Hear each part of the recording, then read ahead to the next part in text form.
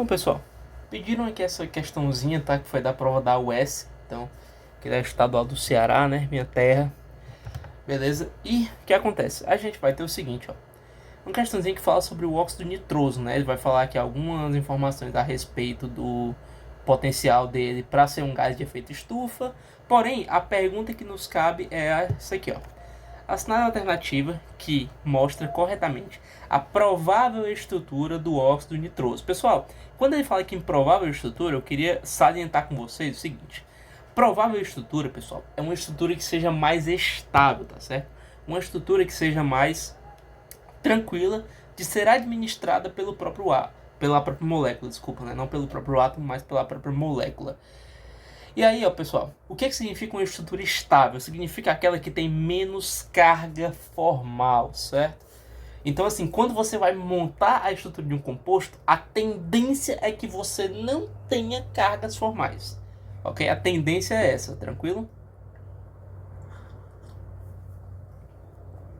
Mas, se for impossível você montar o composto sem ter carga formal, então você se rende e faz ali mais fácil o mínimo possível. Essa basicamente é a lógica por trás da montagem. Pessoal, antes da gente montar de fato a estrutura, vamos começar fazendo um rascunho, pode ser? E para esse rascunho, vocês vão levar em conta a camada de valência do átomo. Professor, como assim camada de valência? Me dá uma relembrada aí. Ó, faça a distribuição eletrônica. Vou começar pelo nitrogênio, número atômico 7. 1s2, 2s2, 2p3. Pessoal, camada de valência é a camada mais externa. No caso do nitrogênio, é a camada 2, ok? Camada 2 dele vai ter, ó, 2 elétrons no subnível S e 3 elétrons no subnível P, totalizando 5 elétrons aqui no total. Nossa, totalizando no total ficou meio cacofônico, né? Nossa. Mas enfim, o oxigênio número atômico 8, pessoal, só o que vai mudar é que ele vai ter um elétron a mais, certo? E aí o nitrogênio tem 5 elétrons na sua camada de valência e o oxigênio tem 6. Agora, moçada, eu vou apagar um pouquinho aqui, só para poder explicar para vocês o raciocínio. Então, olha só. Vou apagar aqui também, depois eu refaço, tá? Olha só. Pessoal, inicialmente a gente começa fazendo só ligações covalentes ou ligações covalentes eu gosto de chamar de normais, certo? Mas normais é aquela padrão, é a covalente simples, né? Então, olha só. Vou pegar aqui esses dois elétrons, compartilhar um com o outro. Massa. Vou pegar esses dois, repetir o processo. Massa.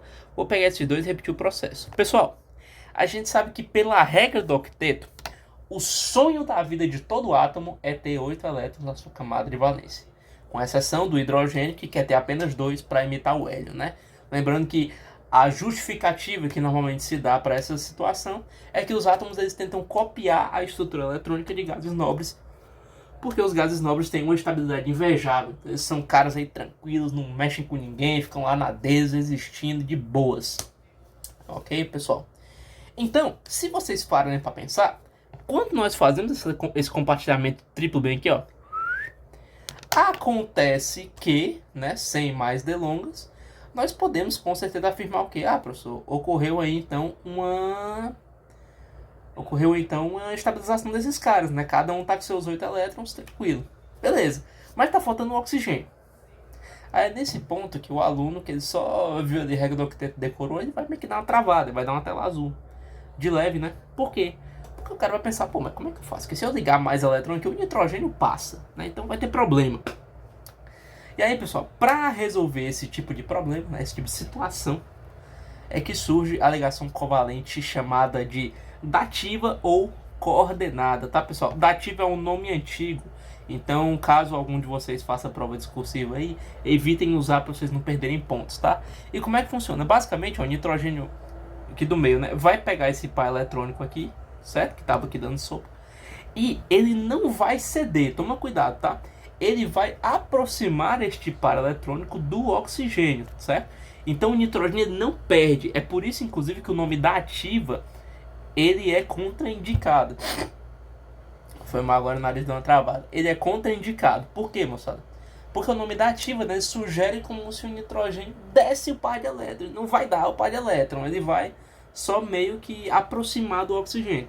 Ele vai fazer como se fosse aquele compartilhamento de... Ó, o que é meu é teu, certo? É meio que esse compartilhamento assim, nessas regras, ok? Então, por isso que até chamar de coordenada faz mais sentido. Porém, moçada, a ligação covalente da ativa, certo? Ou coordenada, eu vou usar a coordenada daqui para frente, ok? Usei da ativa essa última vez só para reforçar. O que acontece, ó? Antigamente, certo? Nós representávamos ela por uma seta. Ai, meu Deus do céu. Nós representávamos ela por uma seta aqui, ó. Beleza? Hoje em dia, moçada, hoje em dia, ela é representada assim normalmente, como se fosse uma ligação covalente qualquer. Porém, ela gera cargas formais. Professor, como assim cargas formais? Vou apagar essa seta aqui, depois eu explico. Pessoal, carga formal, ela vai ser uma carga, entre aspas, aparente que o átomo vai ter ao longo ali da organização da molécula, certo? E aí o que acontece? O átomo que vai, entre aspas, ceder os elétrons, entenda que eu estou falando ceder metaforicamente, porque se ele de fato ceder, será uma ligação iônica, mas não é. Então, o átomo que vai ceder os elétrons, entre aspas, lembrando, ele fica com a carga positiva, entendeu? Porque é como se ele tivesse perdido carga negativa. Quando você perde carga negativa, se você estava neutro, você vai ter agora carga positiva. E o átomo que recebe o par eletrônico, ele recebe carga negativa, então ele fica com um sinalzinho negativo, certo? Essas coisinhas aqui que vocês estão vendo, ó, que eu fiz em vermelho, são chamadas de carga formal, ok? Pessoal, mais uma vez, relembrando aquilo que eu disse no começo aqui do nosso vídeo. A lógica é que quanto menos carga formal teu composto tiver, melhor. Mas se for... Ah, Matheus, só vai se for assim, beleza. Né? Natureza dá um jeito, né? Aquela frase de... Acho que é Jurassic World, né? A vida sempre dá um jeito. Pois é, a vida dá um jeito. A química dá um jeito, certo? Então, pessoal, o que acontece? Você vai ter, ó, essa estrutura inicialmente aqui. Então, a gente já poderia olhar para os itens A e para o item D e já descartar. Porque nesses itens, a carga formal positiva aparece nesse nitrogênio aqui da ponta, mas nem faz sentido. Ele já cumpriu o octeto dele. Já tá tranquilo. Então, basicamente, você vai olhar agora para B e para C. Ok, moçada? Você vai olhar para B e para C. E aí, pessoal, a gente precisa desvendar uma segunda parte. E qual é essa segunda parte? Essa estrutura aqui, massa, tá garota, tranquilo, beleza, né, bacana. Porém, pessoal, o que acontece? Bom, existe uma lógica que é o seguinte: o átomo mais eletronegativo, ele tende a receber elétrons. O átomo menos eletronegativo tende a ceder esses elétrons. Olhando uma ordem de eletronegatividade na tabela, né, a gente vai ter o seguinte, ó, o nitrogênio, né, ele é top 3. Os 3 átomos mais eletronegativos, por ordem, são, primeiro, o flúor, segundo lugar, o oxigênio, é o segundo mais eletronegativo, e o terceiro é o nitrogênio. Então, repare que nessa estrutura aqui tá ok, porque o cara que, entre aspas, né, é menos eletronegativo, que é o nitrogênio, tá com a carga formal positiva. Mas, moçada, nitrogênio é top 3 elementos de eletronegatividade. Então ele não é exatamente fã dessa estrutura aqui, certo? Ele não é exatamente o maior apreciador deste negócio. Assim sendo, vai acontecer um processo chamado de ressonância, que basicamente consiste na deslocalização das cargas, ok? Deslocalização de carga para tentar diminuir forças repulsivas que possam colapsar a molécula, né? Possam, entre aspas, crachar aí a molécula, certo? E aí, ó, a gente vai ter um processo que é o seguinte. Na ressonância, você tem como se fosse uma espécie de rearranjo dos pares eletrônicos envolvidos aí em ligação, certo? Ou dos pares não ligantes.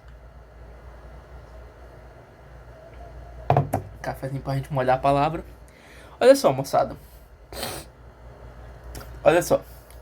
A gente tem nessa estruturinha aqui, que a gente fez inicialmente, dois problemas. Primeiro é esse nitrogênio, né? Que tá com a carga formal positiva. Ele não é exatamente fã dela. E o segundo é esse aqui. Matheus, oxigênio com carga negativa é um problema? Cara, tende a ser. Por quê? Se você pegar a ordem, né, de raio atômico, você vai ver que o raio atômico do oxigênio ele é relativamente pequeno, certo? É um átomo da segunda camada, ali tem 6 elétrons na camada de valência, então é muito elétron. Nessa quantidade de elétrons aí vai fazendo com que o núcleo exerça uma maior força atrativa, então... Enfim, vai complicando, né, essa situação. E aí, pessoal, o que acontece? Acontece que O oxigênio, ele pode, em certas estruturas, ficar com uma carga formal negativa, porém, ele costuma não ser um átomo que lida bem com esse tipo de carga, certo? Porque é um átomo pequeno e aí carga negativa, ou seja, excesso de carga negativa, excesso de elétron em átomo pequeno pode dar problema. Então, acontece esse processo aqui que é a ressonância. A gente vai tentar rearranjar essas cargas aqui, ó. Como é que a gente pode fazer? Para a gente tentar diminuir essa situação, né, de repulsão, nós podemos fazer o seguinte, ó. O oxigênio pega um dos seus pares aqui que está em excesso, certo? Um par eletrônico, lembrando que ele está com carga negativa em excesso, e ele vai e faz o seguinte: ele passa a compartilhá-lo com esse nitrogênio. Na hora que ele faz isso, moçada, ok? O oxigênio ele deixa de ter essa carga negativa aqui nele, né? Já que você vai ter uma ligação agora dupla, ok? E aí você tira o excesso de carga do oxigênio. Tudo bem assim? Por sua vez, certo?